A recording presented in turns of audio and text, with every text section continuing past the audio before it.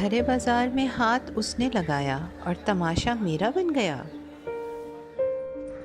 نیت کسی کی خراب اور لباس میں میرے مسئلہ ہے، بری نظریں ان کی اور چال میری خراب ہے۔ میرے انکار پر مجھے جلا دینا کیا صحیح تھا؟ کیا حق مانگنے پر شادیاں کرا دی جاتی ہیں؟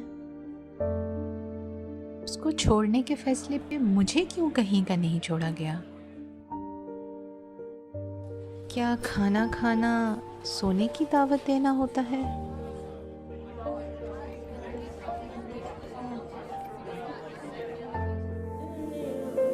میری خوش مزاجی میں کیا احترام نہیں پیغام تھا؟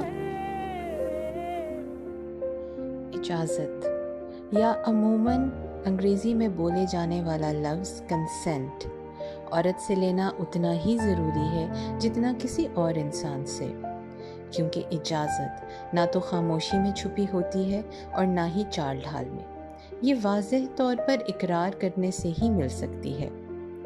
عورت کے انکار کو اہمیت نہ دینا، بلا وجہ بار بار ہراساں کرنا، ذومانی گفتگو کرنا وغیرہ نہ صرف غیر قانونی اور غیر انسانی ہے بلکہ بنیادی حقوق کی خلاف ورزی بھی ہے۔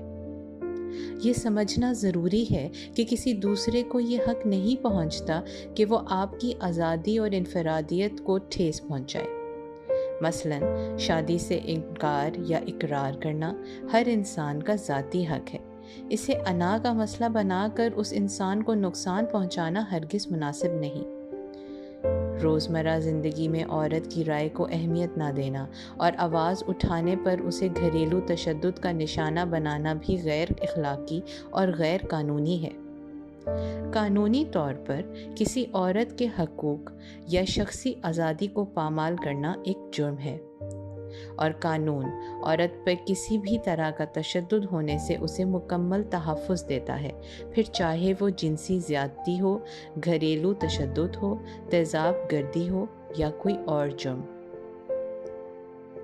یہاں یہ جاننا بھی ضروری ہے کہ آئین پاکستان کے تحت ہمارے ملک میں رہنے والے ہر شہری کو مکمل برابری حاصل ہے، اور کیوں نہ ہو۔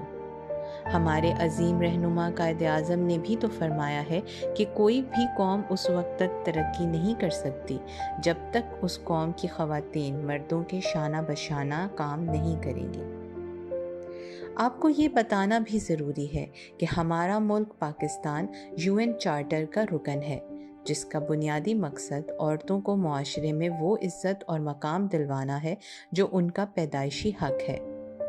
لہٰذا ایک خوشحال معاشرے کے لیے یہ ضروری ہے کہ ہم خواتین کے فیصلوں کو وہ اہمیت دیں جس کی وہ حقدار ہیں۔